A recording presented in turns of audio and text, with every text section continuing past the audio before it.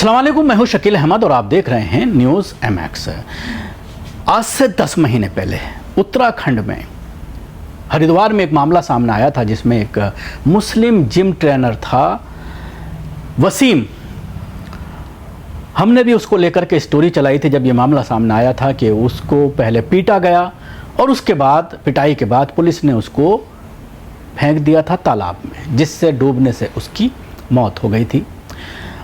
कई चश्मदीद थे जिन्होंने इसकी गवाही दी थी कि पुलिस उसको पीट रही थी। वो अपनी बाइक से कहीं जा रहा था, जाते वक्त उसको रोका और उसके बाद उसकी पिटाई की गई। पिटाई करने के बाद उससे पत्थर बांध करके उसको तालाब में फेंक दिया गया ताकि उसकी मौत हो जाए।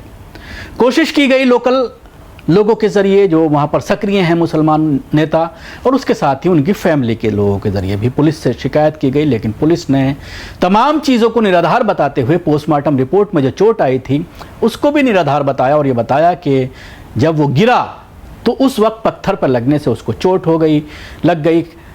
उसके साथ ही होंठ कटा हुआ था तो ये बताया कि मछली उसका होंठ खा गई।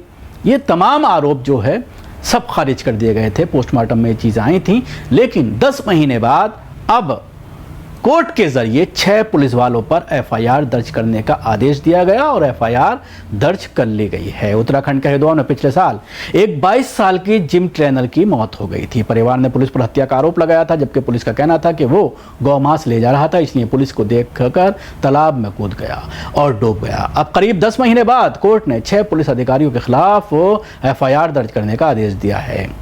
रिपोर्ट के मुताबिक 25 अगस्त 2024 को जिम ट्रेनर वसीम का शव एक तालाब में मिला था जो हरिद्वार के माधोपुर में पड़ता है।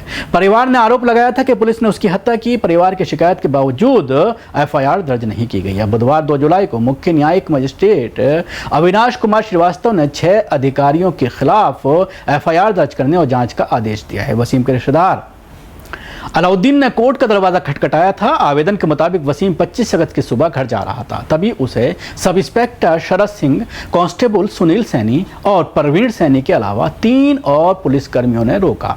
अलाउद्दीन ने आगे कहा, उन्होंने उसे जान से मारने के इरादे से लाठी डंडों से पीटना शुरू कर दिया और उसे सड़क के पास तालाब के पास फेंक दिया।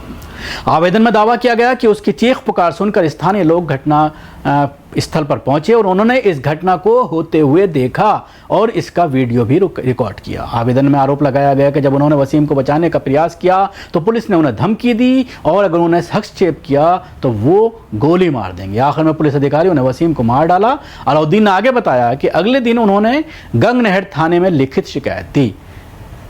पुलिस ने अपनी जांच रिपोर्ट में दावा किया कि स्कूटर सवार एक व्यक्ति पुलिस को देखकर भाग गया और आगे कहा जब पुलिस ने वाहन की जांच की तो उन्हें कथित तौर पर स्कूटर के जो डिग्गी है उससे गौमांस के पैकेट मिले और इस घटनाक्रम पर बड़ी संख्या में भीड़ जमा हो गई, जिससे आवेदक अलाउद्दीन और उसके रिश्तेदार भी शामिल थे, जिन्होंने पुलिस को घेर लिया, गालियां दी, उन्हें धमकाया और उस पर वसीम को पीटने, गोली मारने और उसे तालाब में फेंकने का आरोप लगाया। पुलिस ने दावा किया कि पोस्टमार्टम रिपोर्ट से पता चला है कि मौत का कारण डूबना और दम घुटना था। शरीर पर लगी चोटों को लेकर पुलिस ने बताया कि ये किसी कठोर चीज से टकराने की वजह से आई हैं, जबकि निचले होंठ के गायब होने का कारण पेंगेशियन मछली के काटने को बताया गया। सुप्रीम कोर्ट के एक आदेश का हवाला देते हुए कोर्ट ने कहा है कि मजिस्ट्रेट को यह निर्धारित करने की जरूरत नहीं है कि शिकायत झूठी है या नहीं, बल्कि उसे ये आकलन करना होगा कि शिकायत में कथित तौर पर अपराध जैसा कुछ है या नहीं। कोर्ट ने कहा कि पोस्टमार्टम रिपोर्ट में मौत से पहले शरीर पर 6 चोटों को निशान जो ये दिखाते हैं कि वसीम को तालाब में फेंकने से पहले